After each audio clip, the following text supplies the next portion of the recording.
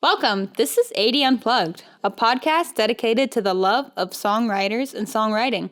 I'm AD, a music enthusiast and songwriter, and with me today is my husband, JJ. How's it going? Pretty good. We upgraded. Yeah. We're official now. We are very official. We're hoping to be. Anyway, we are also planning very soon to have guests, so we're in talks with a couple people, and we're very excited about it.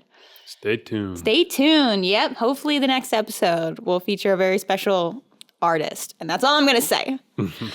Our goal with this podcast is to feature artists from all different parts of their musical journey and dive into the story behind their songs and creative process. Today I will be singing a song, and then JJ and I will be getting into it.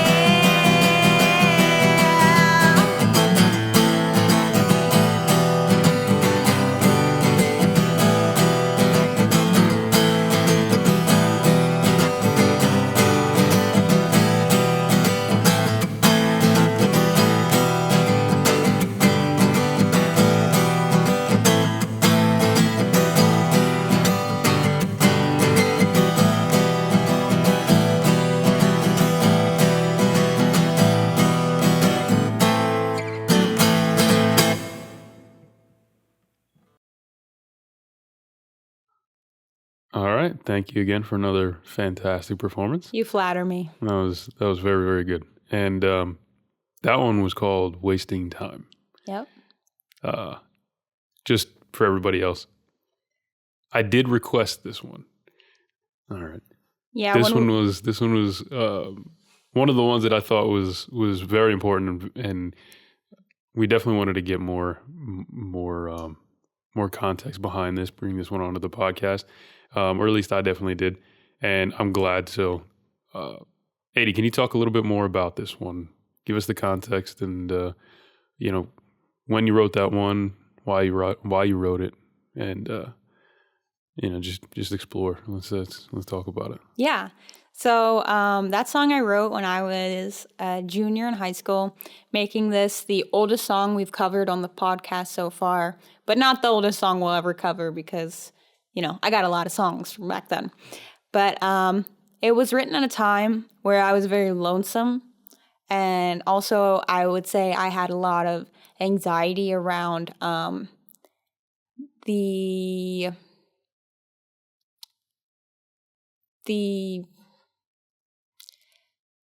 want to move forward.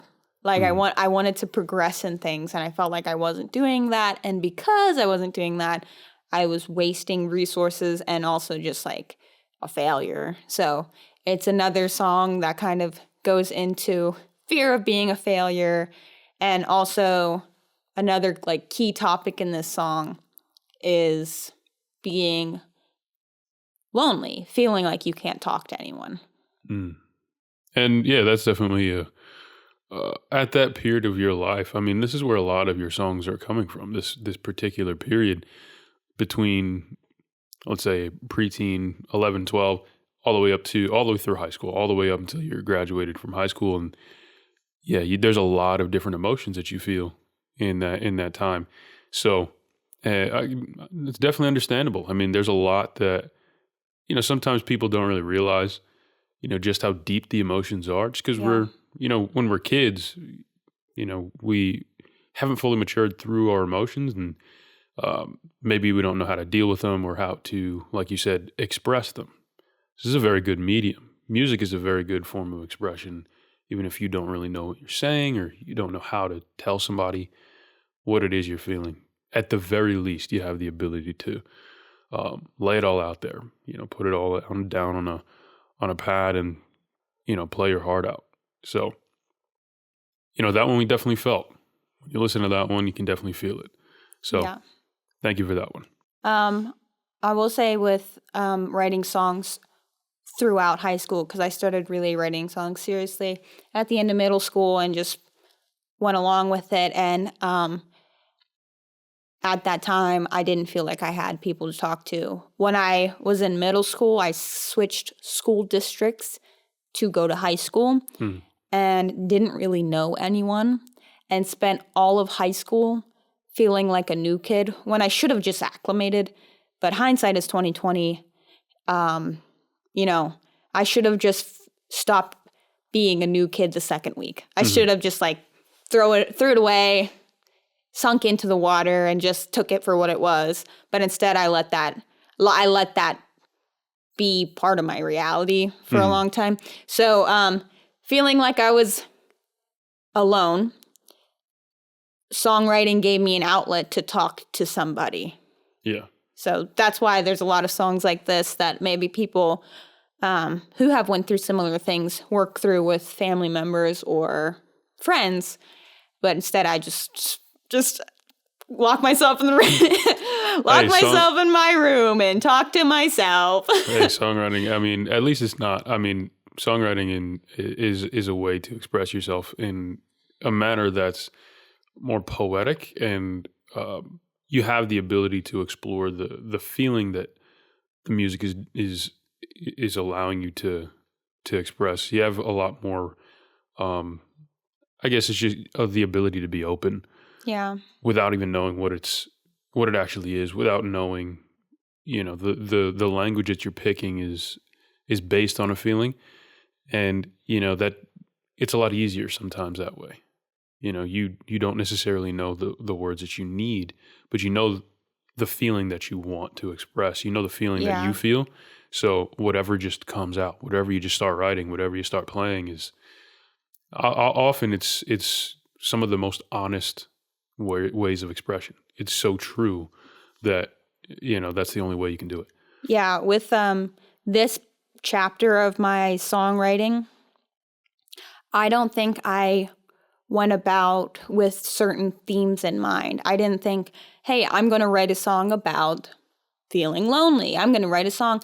I was just expressing the emotions I was having. Mhm. And that differs from song to song. Like with Expectations, I knew I was writing a song about the stage in life I was at. With this song, Wasting Time, it's a much, much more emotional song and much less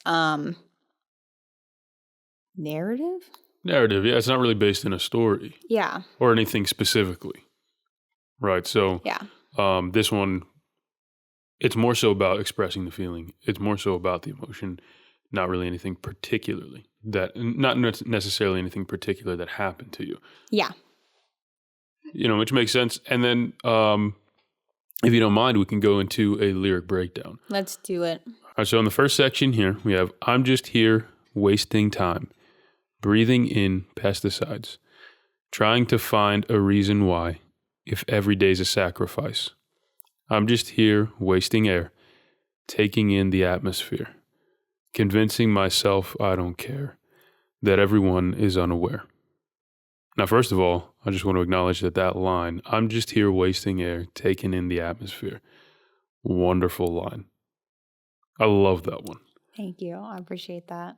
But let's talk about this section here, how we introduce it, and, what are you trying to say or express, as we were talking about? What are you trying to express with this? So first off, with the wasting time, wasting air, that talks about like my anxiety of like not progressing. I don't feel like I'm doing anything meaningful. So I honestly and legitimately felt like I was just wasting air, which is not a great thing to feel like. But with the breathing pesticides and every day's a sacrifice line, I grew up in a very farm heavy town, and people spray pesticides often. So talking about the breathing in pesticides, kind of like breathing in something you don't choose to, in a way.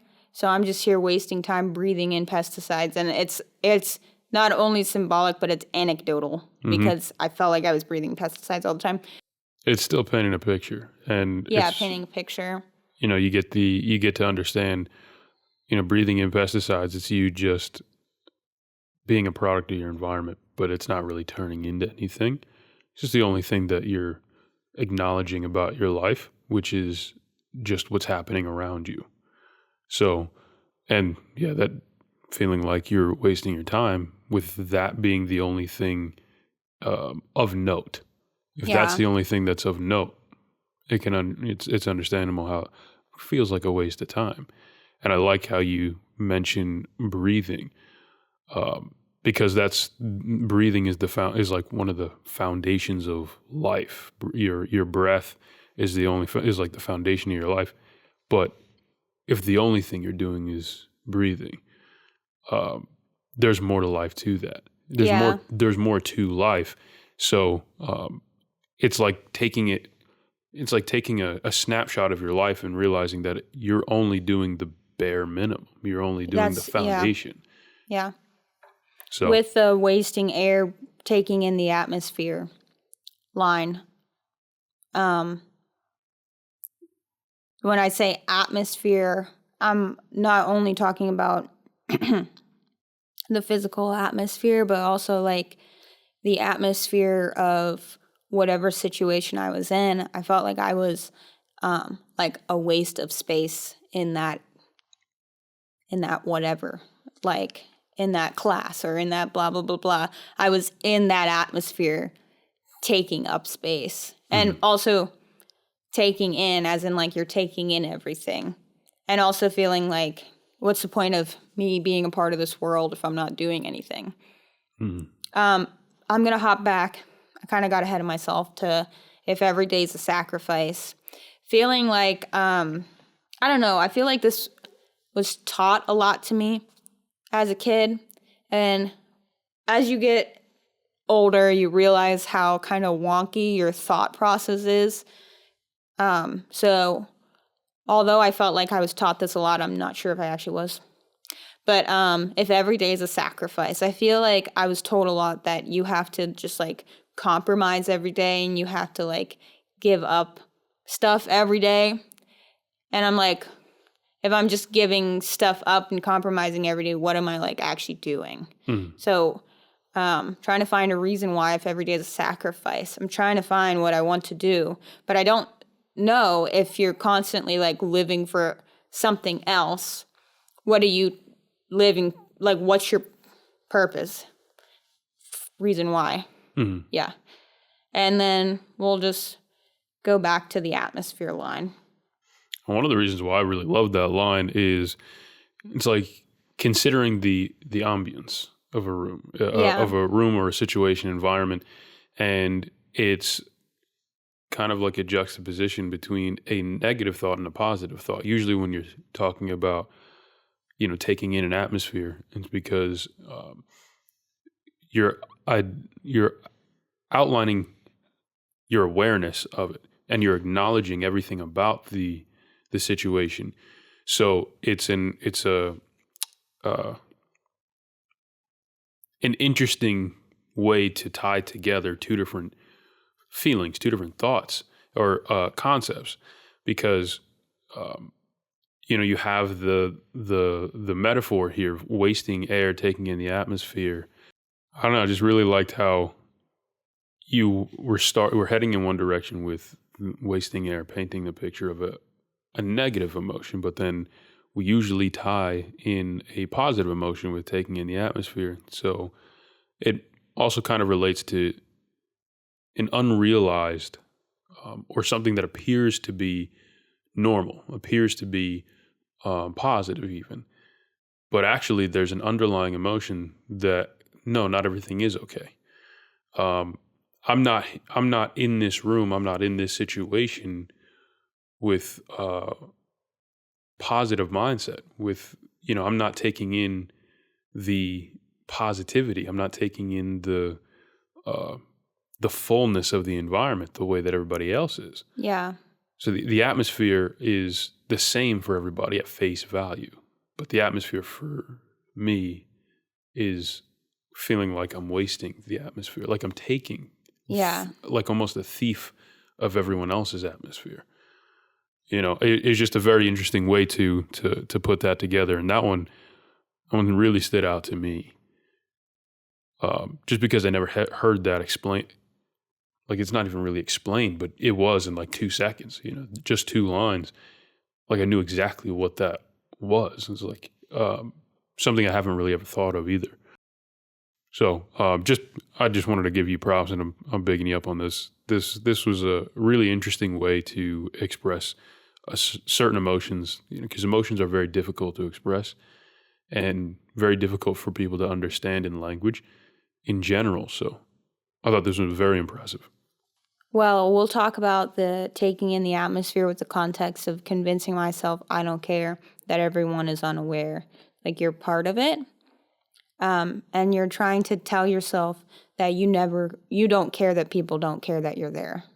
Like, you don't care that people don't understand what you're going through. You don't care that, you know what I mean? Like, It's very typical of a teenager. Like, oh, I don't care if they think I'm ugly, but you really do. Or I don't care if they think I'm stupid, but you really do. Like, that's exactly where it comes from. The need to say that, or to say that to somebody, or say that out loud, it's coming from a place where I needed to say that. I do care that somebody's saying this about me. I just want to seem strong. Honestly, people aren't as matured through it. At those ages, you are relatively fragile than when you've grown through that. Like, once you reach like 21, 25, 30, you go into your adult life, you've seen and heard a lot more, and now you are a lot more comfortable in your own skin, and you understand how everybody's a work in progress until you get to where you're going, which is usually a lifetime. It takes a lifetime to do that. So, over time, people get through that. But at that period of life, everybody still feels pretty sensitive. Everybody cares about what people think. That's not even to say that, as an adult, you don't care about what people think. It's just easier to manage and it's easier to cope with. All right, so we'll go through the next section here. Well, I'm just here, mute in fear of anybody getting near, trying to find an ear to hear and wasting time with kind ideas. I'm just here, growing mad at all the things I've come to lack, feeling like an outcast in a land of ignorance. So let's peel back the layers to that section here. All right. So if I just start at the top with, I'm just here mute in fear of anybody getting near. What I'm kind of saying is I'm afraid to talk to people. I want people to be close to me, but at the same time I have a fear of that. So you're mute in fear. You don't feel like you can talk. Like it's like maybe some sort of stage fright, but it's not stage fright. It's, social fright. I mean, similar. Because you have eyes on you. You have judgment coming your way. I mean, there's a you think you do. You think you do, you definitely. You think you do. That in context, in retrospect, I don't think the people I was around were as cruel as I was to myself in my head. I mean, you're always going to be your own worst critic. Yeah. And placing that on other people is common. You think you deserve a certain level of criticism, or even if you don't think that, maybe you just do something to yourself that's self-sabotaging. You place that on other people as a way to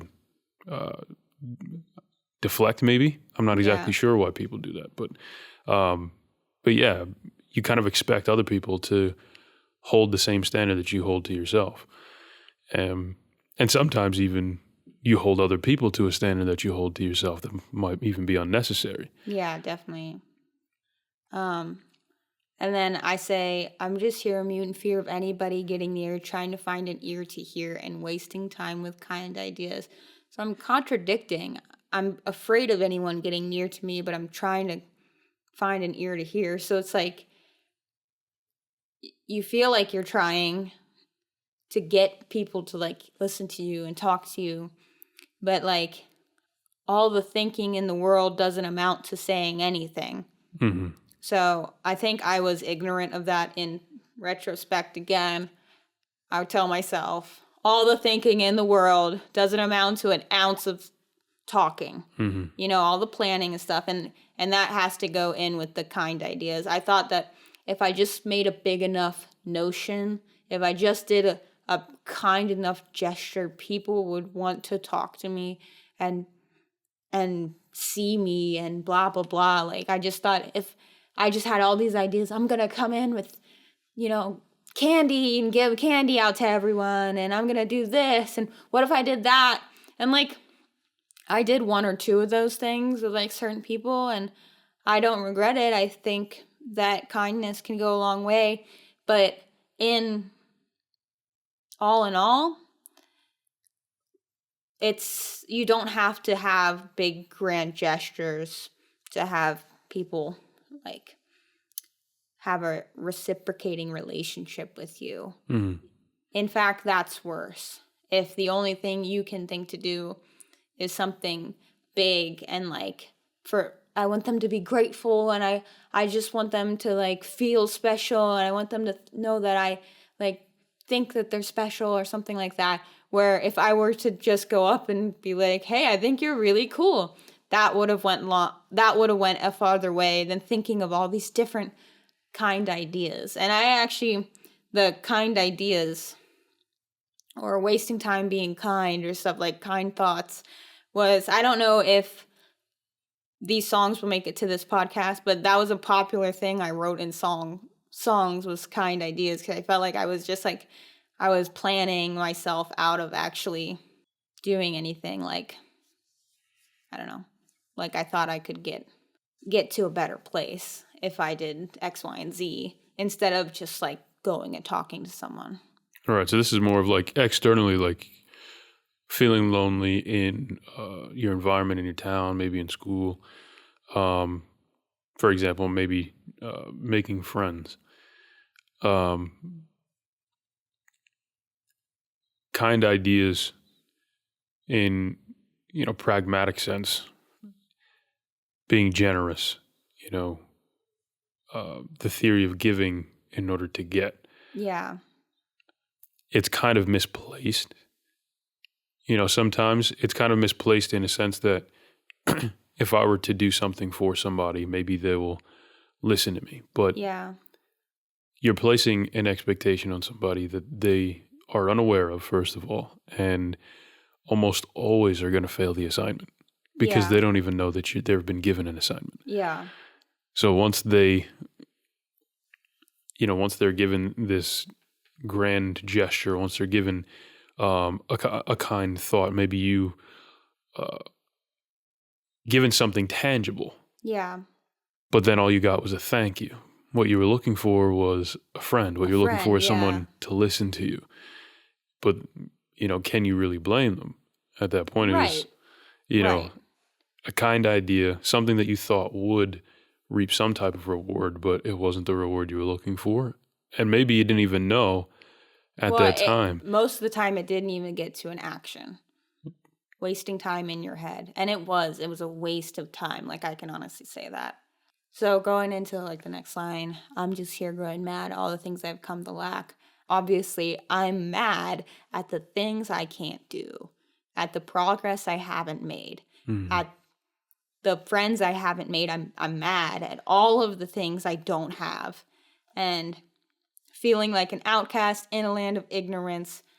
I just felt like this is a little bit of like the edgy teenager. I'm calling people ignorant. At the same time, I'm calling myself ignorant. Like, we're all ignorant of each other's feelings and emotions and this, that, and the other thing. We're just ignorant of it. Mm-hmm.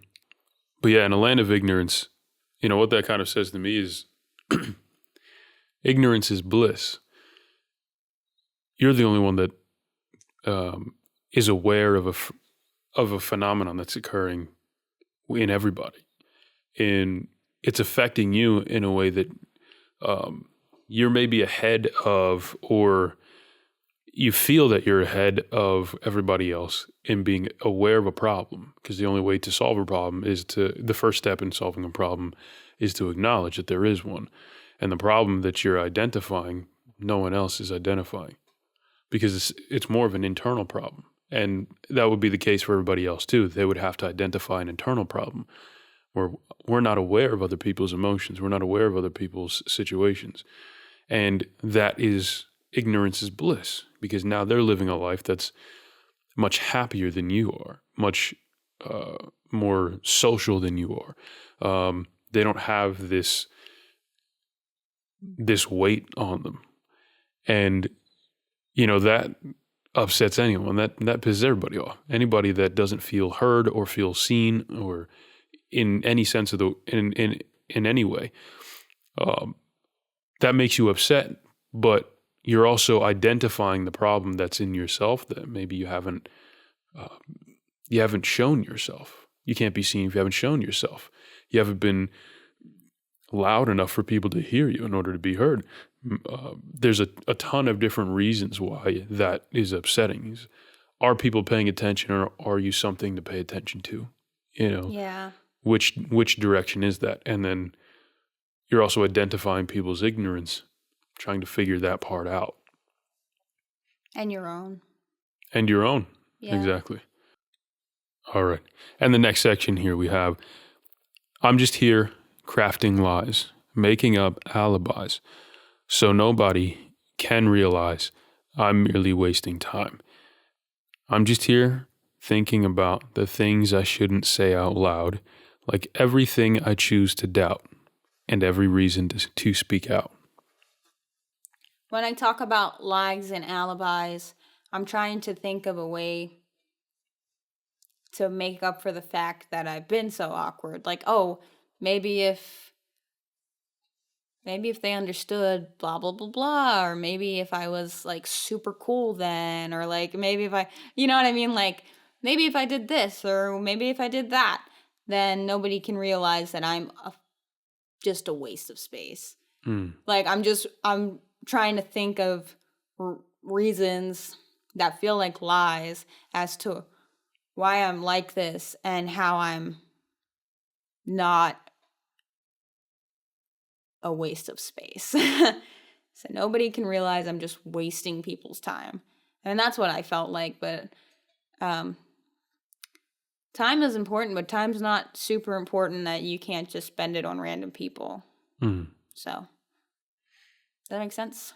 And then the line, I'm here thinking about what I shouldn't say out loud, what I choose to doubt, and what I want to speak out about. That was a great rhyme, by the way. But you're kind of stuck in your head just thinking about all the things that you shouldn't say and everything that you are microanalyzing and everything that you're doubting and everything you want to shout about and stuff. You're just like, I'm here thinking about it. It's stewing in my head, and that's a bad way to be. I lived a lot of years in my own head, and I don't think anyone should. I think people should talk to each other. Definitely. The things I shouldn't say out loud. Maybe I should have said more of those things out loud. I think that would have got me farther quicker. And you can always go back in time thinking in retrospect, which this seems to be the theme. Honestly, this seems to be the theme of this episode, is in what you can think about in retrospect and tell yourself when you were younger. Especially in this sense where there wasn't anything specific about, a specific story or anything, but, just the emotions that you felt. First of all, that everything turns out okay. 'Cause, I always tell her that, back in high school, if I was in her high school, we would have been together. We would have been high school sweethearts. I promise you that we would have. I don't think so. But anyway. I wouldn't talk to you. I didn't talk to anyone. I would have talked to you. That's the thing. For the record. We'll talk. For the record. When it comes to our relationship starting, if I wasn't so persistent, we wouldn't be in a relationship right now. Disagree. Come on. Disagree, but I'll leave it at that. But anyway, looking in retrospect, we can absolutely understand that there's a ton of things that we would want to say to our younger selves, especially when dealing with emotions and how to cope through it, how to push through, because there's a lot that we can do to be more forward looking. And I think that usually helps is when you can think ahead and think about your future and think about where you want to be and who you want to be, and flip these negative emotions into something positive. It's like I'm not who I want to be just yet, and I'm not where I want to be just yet. And can kind of climb yourself out of this hole, and then talking to somebody about it. Yeah. I think speaking it into existence is speaking it out to the universe. Whether you pray about it, whether you you meditate or you visualize it, however you do it, but speaking it out loud to somebody is always helpful. Yeah. Even if they don't have anything to retaliate or they don't have any feedback for you, they don't even have to. The purpose is simply to just speak it to somebody. I think speaking kind of ties into the next and final verse very well. So why don't we talk about that? All right, so we'll transition here to the final section. And I won't share my opinion to anyone who's listening. I share it with the ones I trust to listen and do what they must. But good people are hard to find, so I can rarely speak my mind. This silence is like a crime, a life sentence to slowly die. So, on the note of talking about something is better than letting it just fester in your brain, I truly believed that I didn't know who I could trust with what I was thinking and the thoughts I was having. Not good thoughts I wouldn't wish on anyone, but thoughts that are really, really, really common among females, for one, and among, I think, a lot of young Americans. Mm-hmm. I said young American, that's funny because it's a David Bowie song. But yeah, so I won't share my opinion with anyone who's listening. I'd share it with the ones I trust to listen and do what they must. So I'd share it. I say I would share it. So I have a lot of plans for people to help me. But I don't know who is a person I can trust. And for real, I think anyone is better than no one. Like, if you have a friendly person in your life and you would think that they would help someone else, they'll probably help you too. There's a lot of kind people out there, so I would just share instead of feeling like I had to find somebody. And to the finding someone, I say good people are hard to find, so I can really speak my mind. This silence is like a crime, a life sentence to slowly die. So just all of this thinking bouncing around in my head, the amount of time I'm wasting just thinking about stuff, it's a life sentence to slowly die. Not being able to talk to someone is like killing me. And it's like, it talks about time one more time. You know what I mean? A life sentence to slowly die. Which is, an ode to a human being's mortality. And the one thing that I like in the way that this last section is structured is it's like an SOS call to anyone who's listening. Yeah. That's commonly used in an SOS call if you're like out in the middle of the ocean and you're in a Mayday situation, no one's around, you get on that radio and you're hailing SOS to anyone who's listening, if there's anybody picking up on this frequency. So it's not necessarily you giving up. It's an SOS call is hopeful. Otherwise, you wouldn't make the call. You wouldn't press that button. You wouldn't get on the radio. You wouldn't make the call. So I like how it ends that way because it's showing it's making an outcry. What is? You know how we spoke in the beginning about teenagers saying, "I don't care if they don't like me. I don't care if they won't pay attention." Mm-hmm. But it's actually saying that they do in their way. And I won't share my opinion to anyone who's listening. I'd share it with the ones I trust to listen and do what they must. You're telling somebody who is available and who is willing what you will do if they're available and willing. And trustworthy. Soon as I find somebody that's trustworthy, and it's almost like you're directing it to whoever's listening, if you're the one that is the one for me that I can speak to, this is how this will go. I'm going to share my opinion. It's like an outcry that's, calling back to that original idea where maybe you were saying that you don't care, but the reason why you were saying that is because you're actually saying you do. When you said SOS, it made me think of I look back and I think I so passionately wrote songs that were so negative because it was my way of getting them out.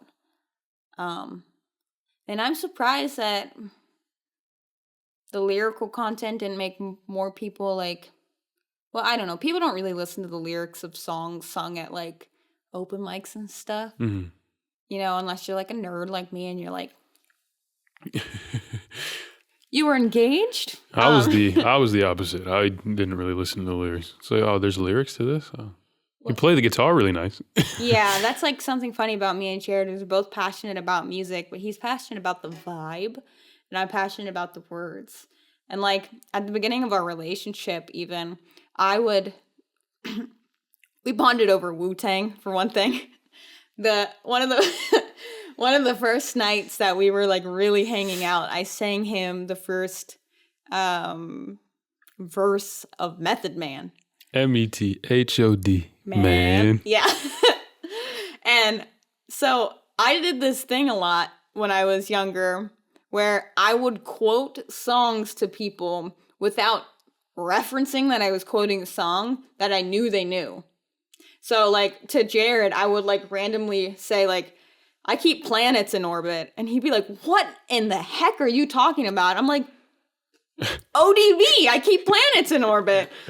Yeah, so what's really funny is like me loving music. I love it for the words and the stories built. But Jared loves it for like different reasons. Yeah. The rhythm, the melodies. I'm humming the tune long before I'm singing the words. Yeah. I'm not. I'm like, what did you think when they said X, Y, and Z? And you're like, what? They said that? They said that? Yeah. So people don't always listen to songs for like a puzzle to solve, you know what I mean? But I do feel like sometimes my songs were like cries out of like, I need somebody to know this. So we're going over very old songs of mine, so we're getting back into that mind space and reflecting on that. And I have to say, like, doing this has made me kind of appreciate my own situations and how far I've come and stuff like that. So if you are a person that listens to the song and feels the same way, I would like you to know that life gets better. This feeling is not forever. You're going to get through it. I think that brings us to the end. We're all wrapped up. We're all wrapped up. That was a great piece. I really liked the lyrics that were used. I really liked the tone and just the approach of expressing emotions. And at a young age, I mean, remember, we're talking about songs that she wrote when she was in high school. It's always impressive to see somebody that is, you know, fully willing to take the pen to the pad and start writing and being vulnerable in that sense, but also trying to craft something in a way that is new, unique, interesting, and, you know, just start.